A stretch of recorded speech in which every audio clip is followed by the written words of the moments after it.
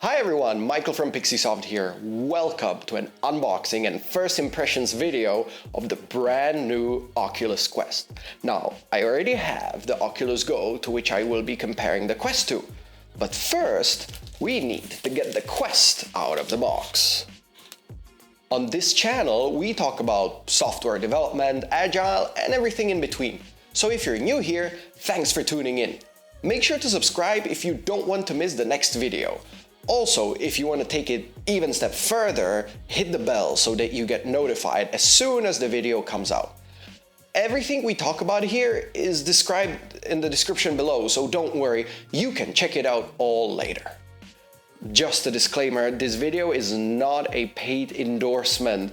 I've been given both the Quest and the Go for free, so a big thank you goes to Facebook for this year's F8 giveaway. Also, if you want to check out my summary of this year's F8 experience, as always, it's linked in the description below.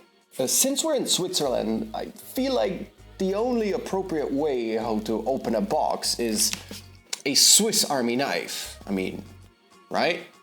Gosh, I feel like maybe I should have some chocolate with it as well. Whew. What a coincidence. Anyway,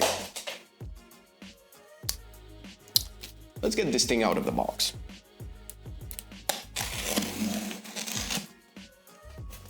Remember all of those signs on the boxes?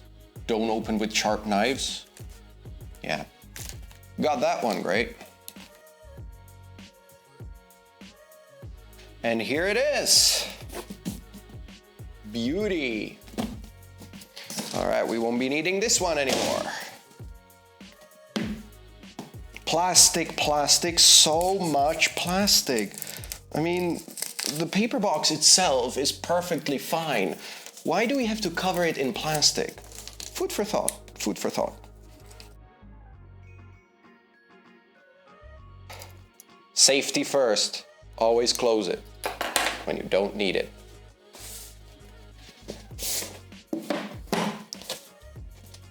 What do we have here?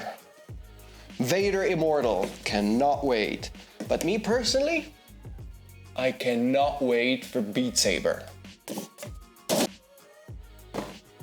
Here we go. Oh, that's actually pretty neat. That is actually pretty neat. Now let's see. Before you start up, install the Oculus app. You'll need the app to set up your headset. Well, funny thing is that I already have it installed.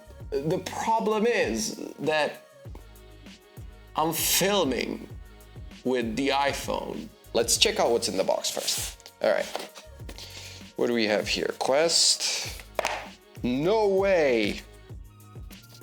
European charger, that's great. I guess this is for when you have, when you have glasses. This box is oh no. Does it also have to use a battery instead of a rechargeable? I guess so. It slides all the way back in.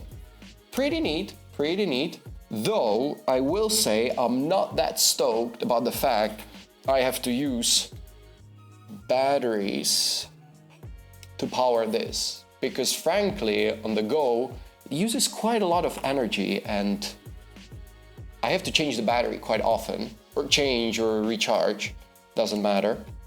But it would be good if there was an internal battery that I could charge. Though, truth to be told, if that was the case and then I recharged it multiple times and over and over and over and over, and the battery eventually died, I mean, you get the idea. Anyway, let's see if we see. All right. Protections. Another protection. All right. Let's turn this thing on. Let's see. I wonder if it has any juice whatsoever. Maybe and maybe not. How do I actually turn it on? All right, Manual. You see, the Go has an on button right here, which makes it fairly intuitive to figure out how to turn it on. But this thing right here, oh, there it is. Yay. Yay for no button that says power on. All right, let's try this thing. Oh, first things first. Batteries. Left and right. Left and right.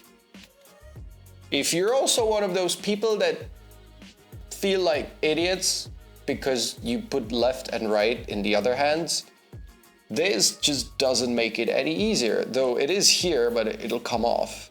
And there's no other button that would say, or button, any form of sign that would say, this one is for the left hand, this one is for the right hand. So I can imagine that I will be actually confusing them on a regular basis. It actually makes sense. I mean, like here you have, for your middle finger, you have a button. So in fact, if you took it in the other hand, it would be like, oh, am I meant to do it with my palm? No, probably not. But I think that it will be more regular than not that I take the controllers in the wrong order. All right, it really needs me to go through the app first. So I'm gonna turn it off, link it, and I'll see you soon. And we're back. The headset, in fact, wasn't that hard to pair. In fact, it was pretty fast. And I have to say, props to Oculus that it has all the necessary things described in the app, though it is quite, let's say, counterintuitive, because the majority of the nerds, such as me, just open the box and go straight for the technology and be like, whoa, I need to try this out. I need to like try and poke around and see what it can do.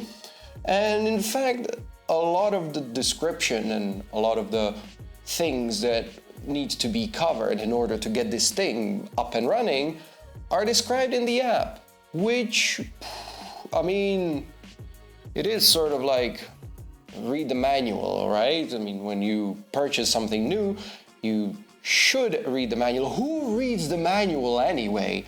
So, all in all, if you use the app, first thing after opening the box, you will be greeted with everything you need to know. Now, the Oculus is beeping at me at the moment because, of course, as the majority of all the devices lately, updates itself first. I mean, that's great. Like, good old Windows PC. You turn it on, first thing that happens, I'm sorry, I need to update. All right, so, in fact, let's see how far we got. Right controller update in progress. No way! We have to update the controllers as well. Oh well. So I have to say that the descriptions are quite good. I mean, it's VR, right? So it should feel very intuitive. So in fact, it pretty much takes you by the hand and shows you, oh, you're meant to be doing this, you're meant to be doing that, and it does it pretty well. So, yeah, that's pretty good. All right, it seems like it's still charging, so we're gonna leave it to charge for now. So, how does it compare to the Oculus Go? Well, I don't know yet, I haven't tried it, but one thing that is apparent from all the description is that the Oculus Go itself has only 3 degrees of freedom. What does that mean? Well, that means that you pretty much should be immobile, or you should be sitting down when you're using the Go, because the only ways which you are allowed to move is tilt forward, tilt around, and tilt sideways. If you move in any other direction, you will get a feeling of light vertigo. It could mess up with your orientation a little bit, because the headset itself is not designed to be moved in that way. So you won't be able to move up, you won't be able to tilt in a much further way. You can't move around because the image simply will not move. Now I can make a quick demonstration of that if I turn it on.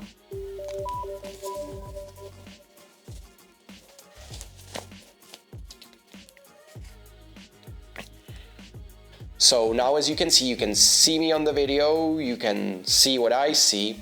So when I move like this, it's leveled, so it accounts for me moving in that direction. If I move this, I see more of San Francisco, and when I move like that, I see also more of San Francisco. Though, if I stand up, it didn't change at all. And now my head is slightly spinning because my head is expecting that since my body is moving, the picture as well should be moving. However, that's not the case. Also, when I do this or when I do that, I'm not getting closer or further from the image. So my head again feels a little dizzy, feels like, ooh, there's something else going on than what I'm expecting, right?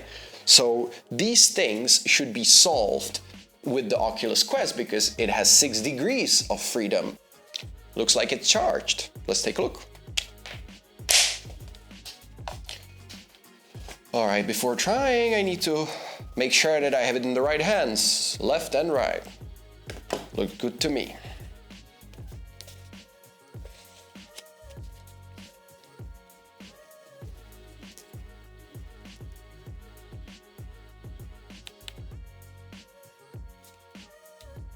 All right, so what I see now is that I can adjust the width of the binoculars to make sure it fits the width of my eyes, which is quite good, I have to say.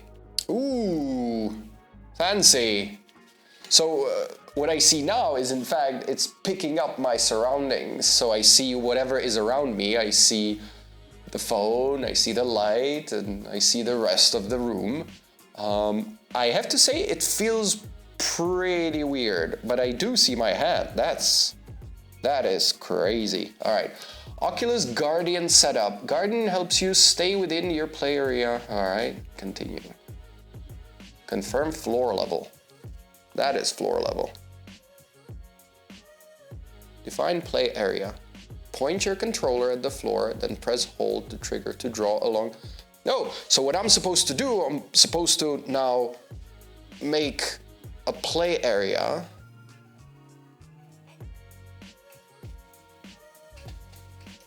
around me. All right. Okay, so I drew a square around me, so I suppose that the headset will now take this as, okay, this is where we play, and whenever we get out of this bounding box, I will alert you of that.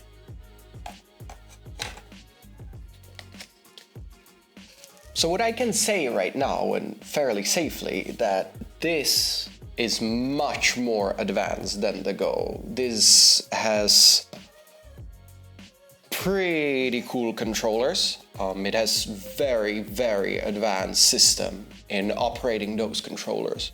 It's taking me through a long tutorial how to use this, so I'll check it out and I'll report maybe in a later video. But right now, first impressions, this was a huge thing for me. Because in fact, I looked at it and I was like, wow, for such small price, there is so much power packed into such a small device. Affordable and usable for anyone, but this, now that is future. I mean, it's really big, and I can imagine it in so many uses. You could use it for medical purposes when maybe someone after stroke needs to relearn certain things. This is such a cool device, but also for training employees. But let's not forget the entertainment part. I'm pretty sure that the entertainment part of this is absolutely amazing. But yeah, I think that's it for the unboxing and for first impressions. I'll try out some games, but mainly